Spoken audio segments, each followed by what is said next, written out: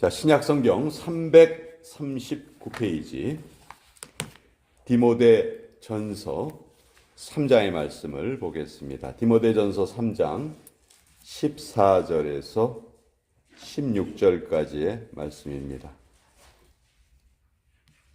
신약성경 339페이지 디모데전서 3장 14절에서 16절까지의 말씀, 우리 같이 이 말씀을 읽도록 하겠습니다. 시작.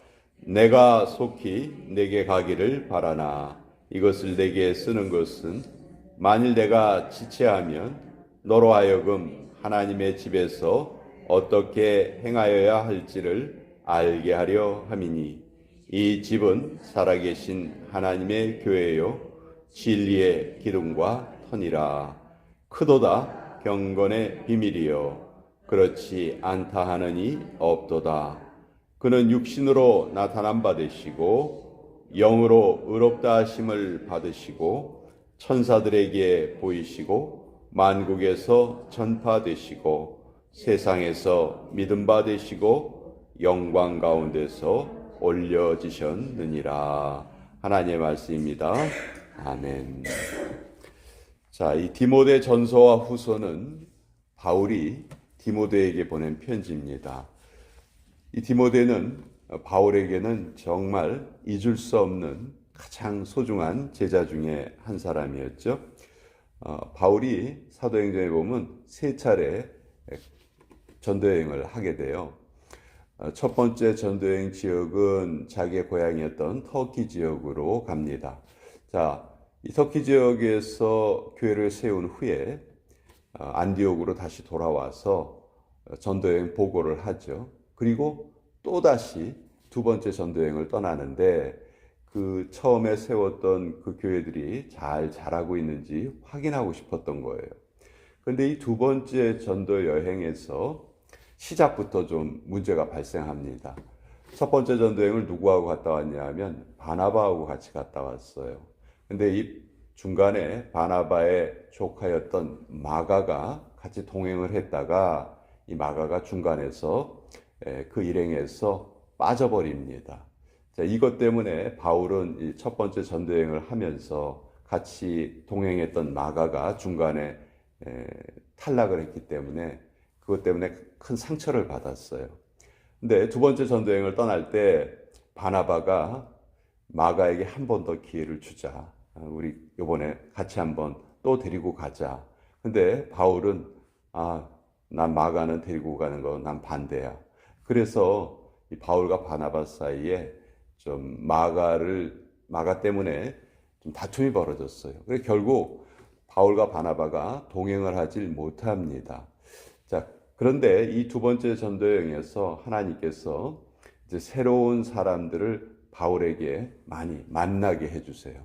바나바가 동행을 하지 못했지만 실라라는 또 다른 제자가 이제 바울과 동행을 하게 됩니다.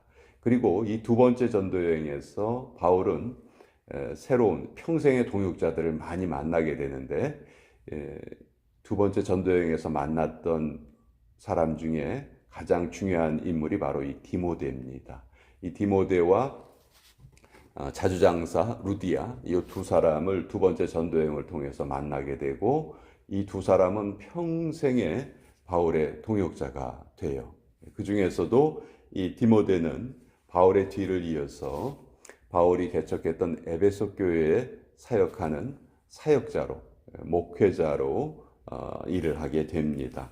그래서 바울은 이 디모데에게 편지를 보내는데 목회를 하고 있는 디모데에게 편지를 보냈다 해서 이 디모데 전서, 후서, 그리고 디도서 이 세 권의 책을 특별히 목회서신이다 이렇게 우리가 부르고 있죠. 자, 15절에도 보시면 만일 내가 지체하면 너로 하여금 하나님의 집에서 어떻게 행하여야 할지를 알게 하려 함이니. 지금 하나님의 집이 교회죠. 지금 에베소 교회를 디모데가 지금 목회를 하고 있어요. 그 교회에서 어떻게 목회를 잘 할 수 있을지를 바울이 지금 디모데에게 편지를 써서 보내고 있어요. 디모데는 나이가 어린 제자였습니다. 그 나이가 어린 제자가 에베소 교회에서 목회자로 사역하는데 많은 어려움이 분명히 있을 것이다. 그러나 내가 너에게 이러이러한 교훈을 줄 테니 이 교훈을 받고 목회를 잘 하기 바란다. 그 마음이 지금 이 디모데 전서와 후서에 잘 나타나 있죠. 자, 16절 말씀이 아주 잘 알려져 있는 말씀인데요. 크도다 경건의 비밀이여 이렇게 되어 있어요. 여러분, 비밀이란 말은 두 가지 단어를 씁니다. 하나는 secret이란 말을 쓰고 또 하나는 mystery란 말을 써요. 근데 secret은 뭐냐면 남에게 드러나지 않으면 더 좋을 내용을 보통 secret이라고 해요. 저 사람 좀 비밀이 있어. 근데 그 비밀은 밝혀지면 별로 이제 안 좋은 거예요. 반면에 미스테리는 밝혀지면 너무너무 좋은 거예요. 그래서 우리말에서도 시크릿은 그냥 비밀, 그리고 미스테리는 신비 이렇게 말하고 있는데 여기 16절에 쓰여진 비밀은 미스테리예요. 경건의 미스테리. 한마디로 경건의 미스테리. 사실 이 미스테리라는 것은 예를 들어서 우주의 비밀 이렇게 하면요. 우주에 우리가 알고 있지 못하는 내용이 너무 많다는 거죠. 그렇죠? 그래서 우리가 우주의 비밀 이렇게 말하죠. 경건의 비밀도 마찬가지예요. 경건이란 말 가운데 너무너무 많은 진리가 담겨 있어요. 근데 우리가 그걸 다 알지 못해요. 근데 바울이 그걸 지금 설명하고 있는 거예요. 자, 그럼 경건의 비밀이 무엇인가? 우리가 그것을 오늘 16절을 통해서 좀 깨닫기를 원합니다. 경건의 비밀이요. 크도다 경건의 비밀이요 그렇지 않다 하느니 없도다. 그는 경건의 비밀이 크다 말하고 그는 하고 바로 나오죠. 그러니까 경건의 비밀이 누구라는 거예요? 지금 바로 예수님이시라는 거죠. 이것이 바울이 디모데에게 다시 한번 강조해서 알려주시는 내용이에요. 자, 근데 그 예수님이 왜 그렇게 신비하신 분이냐 하면 예수님은 첫째 육신으로 나신 바 되시고 영으로는 의롭다 하심을 받으셨다.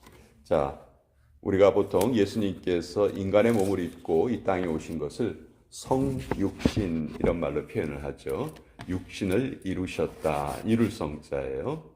그 예수님은 우리가 보기에는 사람인 것처럼 보여요. 그런데 예수님은 사람이 아니에요. 사람이 아니고 예수님은 하나님이시다. 그러니까 사람이면서 하나님이세요. 이것이 정말 신앙의 신비예요. 왜 예수님은 사람이자 하나님이셨는가? 이게 너무너무 신비로운 일인데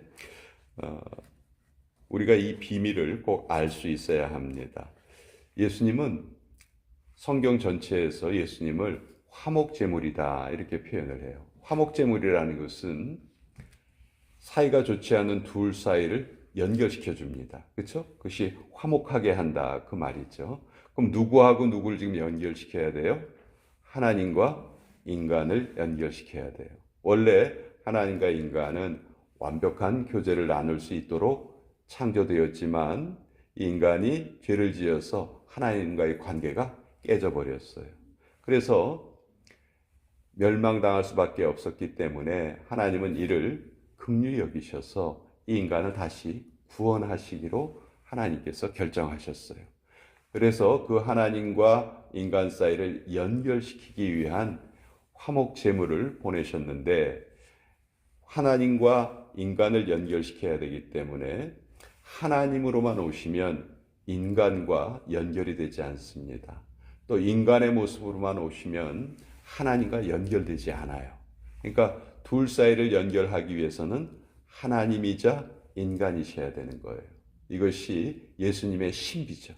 우린 도저히 이걸 이해할 수가 없어요. 아니 사람이면 사람이고 하나님이면 하나님이시지 어떻게 하나님이시자 사람이시냐. 근데 이게 우리가 고백하는 그 믿음의 진리란 말이죠. 그래서 그걸 지금 바울이 그것이 경건의 미스테리다. 우리의 머리로는 도저히 이해할 수 없지만 하나님이 그렇게 정하셨다. 이렇게 지금 말하고 있어요. 그래서 천사들에게 보이시고 만국에서 전파되시고 세상에서 믿음 받으시고 영광 가운데서 올려지셨느니라. 예수님의 일생을 아주 짧은 몇 마디로 지금 정리하고 있죠. 자, 천사들에게 보이셨다. 예수님이 이 땅에 오셔서 세례를 받으실 때 성령께서 임하셨죠. 또 하늘의 천군 천사가 화답을 했습니다. 또 예수님이 사탄에게 세 가지 시험을 받을 때 성경에 표현해 보면 천사들이 수종들더라, 그런 표현도 있죠. 예. 천사들에게 보이셨다는 것은 천사들을 다 관장하시고 다루신다 하는 그런 말로도 이해할 수가 있고, 만국에서 전파되셨다. 자, 만국에 전파되는 것이 비밀이라는 거예요. 이것이 미스테리라는 거예요.